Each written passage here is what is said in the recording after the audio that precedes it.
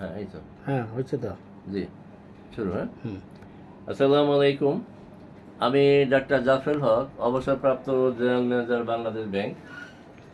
আমার অনেকগুলি সাকসেসফুল বন্ধ্যাত্ব কেসের মধ্যে আজকে আরও একটি কেস, যেটা আজ থেকে 2 বছর আগে সফল হয়, কিন্তু আমি জানতে পারলাম আজকে।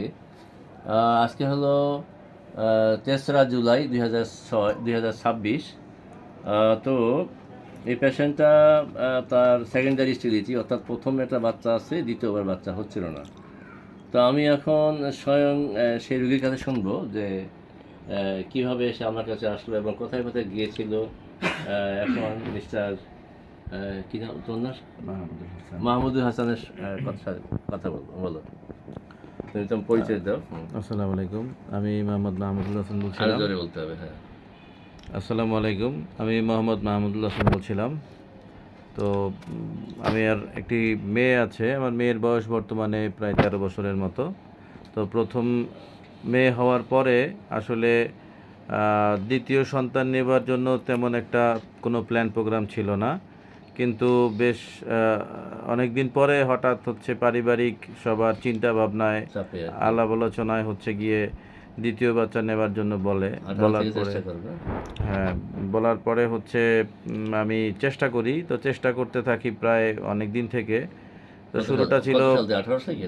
2018 সাল থেকে। আচ্ছা, 18 থেকে চেষ্টা করে। তো 2018 সাল থেকে চেষ্টা করছিলাম। তো সেই চেষ্টা করার সময় আসলে ট্রাই করে হচ্ছিল না বিধায় আমি কোথায় যাওয়া হয়েছিল? বিভিন্ন হাসপাতালে যাওয়া হয়। নামগুলো একটু বললে ভালো হয়। আপনার ইবনে সিনা হাসপাতালে যাওয়া হয়েছিল, ল্যাবেড হাসপাতালে গেছিলাম, হ্যাঁ। তারপর হচ্ছে বাংলাদেশ মেডিকেলে গেছিলাম, তারপর পিজি হাসপাতালে যাওয়া হয়েছিল, তারপর হচ্ছে সেন্ট্রাল হাসপাতালে গেছিলাম।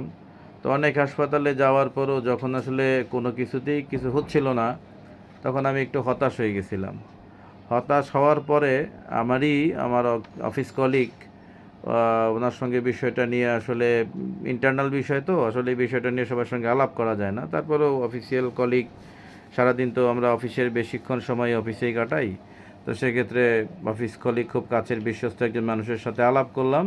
করার পরে উনি আমাকে বলল যে আসলে আমার পরিচিত একজন হোমিও ডাক্তার আছে, যে ডাক্তারের কাছে এখন পর্যন্ত বেশ অনেকজন আপনার এই সমস্যাগুলি নিয়ে যাওয়ার পরে, মানে আমি যতটুকু জানি তারা সাকসেস সফল হয়েছে। তো ভাই, আপনি একটু চেষ্টা করে দেখতে পারেন, আমি ঠিকানা দিচ্ছি, প্রয়োজনে আমি ফোন দিয়ে দিচ্ছি, আপনি যাবেন এবং হচ্ছে গিয়ে আপনি আলাপ আলোচনা করেন। আমিও ফোন দিয়ে দিচ্ছি যে এরকম আমার এক কলিগ যাবে, আমি ডাক্তার সাহেবকে ফোন দিয়ে দেবো।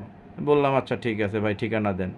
তো সেই অনুপাতে আমি আসলাম। আসার পরে 18 সাল থেকে হচ্ছে আমি এই ট্রাই করতে করতে অবশেষে এই ডাক্তার জাফরুল হক আঙ্কেলের কাছে আমি 2020 সালের শেষের দিকে আমি আসলাম, করোনার ঠিক পরের দিকে। তখন থেকে ওষুধ খাওয়া শুরু করলাম। আসার পরে উনি কিছু পরীক্ষা নিরীক্ষা দিল, কিছু মেডিসিন দিল। তো আমরা স্বামী স্ত্রী উভয়ই সেই ওষুধগুলো ঠিকঠাক মতো খাওয়া শুরু করলাম। নির্দেশ যা দিল সেইভাবে চলতে থাকলাম। তো বেশ অনেক দিন যাওয়ার পরেও খুব একটা কাজ হচ্ছিল না। তারপরে আবার হতাশ হইলাম। হওয়ার পরে আবার কিছুদিন ওষুধ খাওয়া বন্ধই রাখলাম। এক সময় অনেক পদের ওষুধ ছিল। তো আবার আমার ওয়াইফ বলল যে না, আসলে দেখি না কি হয়, চেষ্টা তো অনেক জায়গায় করলাম। সর্বশেষ আবার জাফরুল হক আঙ্কেলের কাছে আবার আসলাম। আসার পরে বললাম যে আঙ্কেল, ওষুধ যা দিয়েছিলেন খাইছি, সব শেষ হয়ে গেছে, তারপরে আর আসি নাই, আর ওষুধ খাই নেই, আবার ওষুধ দেন, আবার শুরু করি চেষ্টা। তো সেই চেষ্টার শেষে 2022 সালের জুলাই মাসের দিকে হঠাৎ আমার স্ত্রী হঠাৎ একটু অসুস্থ হয়। অসুস্থ হওয়ার পরে হাসপাতালে যাই, আমার নিকটস্থীয় হাসপাতাল দেশ বাংলা হাসপাতালে যাই। সেখানে গিয়ে তার ইউরিন টেস্ট সহকারে ব্লাড টেস্ট করাই। এই ইউরিন টেস্টে ধরা পড়ে সে পজিটিভ আসছে, সে কনসেপ্ট করছে। তো এই হচ্ছে আমার এই হিস্ট্রি। তো অনেক জায়গায় ঘোরার পরে, অনেক ওষুধপত্র খাওয়ার পরে, অনেক জায়গায় যাওয়ার পরে আসলে আল্লাহ তাআলা মুখ তুলে তাকাইছে। এই হোমিও ওষুধ খেয়ে হচ্ছে আমার ওয়াইফ হচ্ছে দ্বিতীয় সন্তানের মা হয়েছে। তো 2023 হচ্ছে অক্টোবর মাসের 10 তারিখে আমার ছেলে সন্তান হয়েছে। আলহামদুলিল্লাহ, আল্লাহর কাছে লাখ লাখ শুকরিয়া। তো আসলে আগেরটা মেয়ে ছিল। আগেরটা প্রথমটা মেয়ে ছিল, দ্বিতীয়টা ছেলে হয়েছে। তো আল্লাহর কাছে আমি লাখ লাখ শুকরিয়া আদায় করি যে আসলে হোমিও ওষুধ খাওয়ার মাধ্যমে যে একটা মানুষ অনেক দিনের প্রচেষ্টায় যে একটা সন্তান আল্লাহ তাআলা দিতে পারে কোল ধরে, এটা আসলে বাস্তবে সত্য, যেটা সাক্ষী আমি নিজেই। এই আর কি। ধন্যবাদ মিস্টার মাহমুদুল হাসান। মাহমুদুল হাসান। আসলে আমি নিজেও জানি না যে সফল হয়েছে, কারণ সে আজকে অন্য একটা রোগের বিষয়ে আমার কাছে আসছে তারা, এবং আসে আমাকে বলছে আঙ্কেল আপনাকে ধন্যবাদ যে আপনার ওষুধ খেয়ে আমার বাচ্চা হয়েছে। তাই আমি কিন্তু আরে এত সুন্দর সুখবর, তো এটা তো আসলে মানুষকে জানানো দরকার, কারণ এখন কতজনের বাচ্চা নেওয়ার কারণে সংসার ভেঙে যাচ্ছে। তার তো একটা বাচ্চা ছিল, কিন্তু যাদের একটাও বাচ্চা নাই, তাদের জন্য এটা বিশাল একটা খুশির সংবাদ আর কি। যে কারো কারো দেখা যায় যে জ্বরে হয়তো টিউমার থাকে, সেই সমস্ত রোগী আমার কাছে ওষুধ খেয়ে ভালো বাচ্চা হয়েছে। আবার কারো কারো দেখা যাচ্ছে যে জ্বরে হয়তো সিস্ট ছিল, বাচ্চা হয় না, 15 সেন্টিমিটার সিস্ট ছোটো হয়ে বাচ্চা হয়ে রেকর্ড আছে।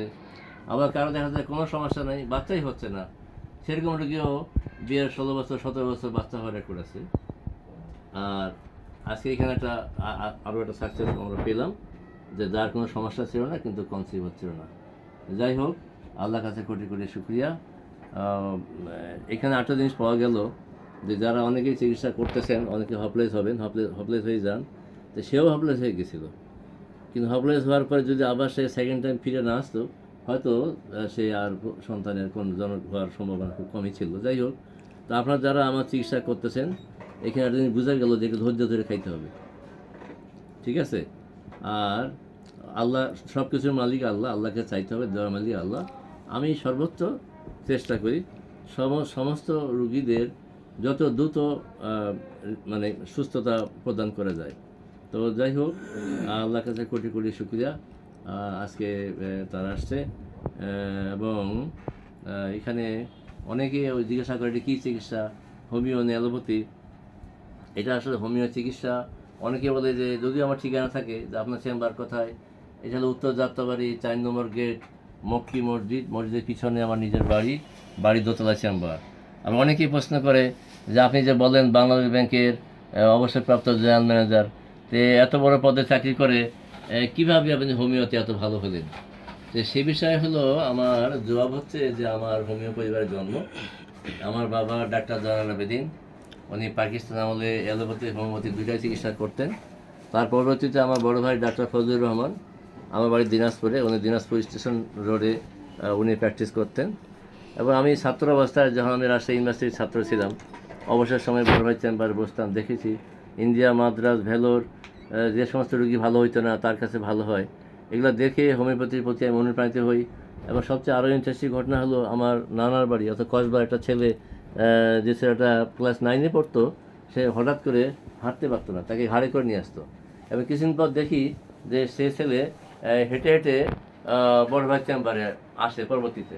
পরে বড় ভাইকে জিজ্ঞাসা করি যে ভাইজান, যে রুগীটা দেখলাম আগে ঘাড়ে চলে আসছে, হেঁটে হেঁটে আসতেছে, বললো যে হাঁটুর যে একটা হাড় আছে, এই হাড়টা বেড়ে গেছিলো, ওষুধ খাওয়ার পর হাড়টা আবার ঠিক স্বাভাবিক পর্যায়ে আসছে, এখন সে হাঁটতে পারে। তখন আমি খুবই হোমিওপ্যাথির প্রতি আকৃষ্ট হই এবং আমি হোমিও কলেজে ভর্তি হই, এবং 1991 সালে আমি ডিএসএমএস কমপ্লিট করি। এবং পরবর্তীতে আমি বাংলাদেশ ব্যাংকে জয়েন করি। এবং রাজশাহী বিশ্ববিদ্যালয়ে পড়ার সময় আমার বন্ধুবান্ধব, রুমমেট কারো কিছু হলে আমাকে কখনো ইউনিভার্সিটি মেডিকেলে যাওয়ার প্রয়োজন হয়নি। আমার একটা প্রাইমারি বক্স থাকতো, সেটা আমি নিজেও খেতাম, আশেপাশের বন্ধুবান্ধব দিতাম, আমি রেজাল্ট পেতাম।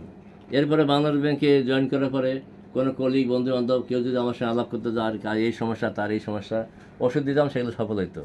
তো এইভাবে 1989 সালে আমি বাংলাদেশ ব্যাংকে সরাসরি কর্মকর্তা হিসেবে জয়েন করি।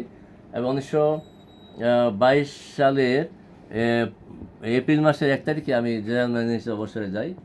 এবং অবসরে যাওয়ার পরে আমি পড়াশোনার, গবেষণার অনেক সুযোগ পাই, এবং যার ফলশ্রুতিতে আমার এখন দেখা যাচ্ছে যে ডায়ালিসিস করা রোগী, কিডনি রোগী এখন ডায়ালিসিস না করে সুস্থ আছে, ভালো আছে। ক্যান্সার রোগী, যাদের 5টা কেমো দেওয়া আছে, সেই রোগী কেমো না নিয়ে ভালো আছে, সুস্থ আছে।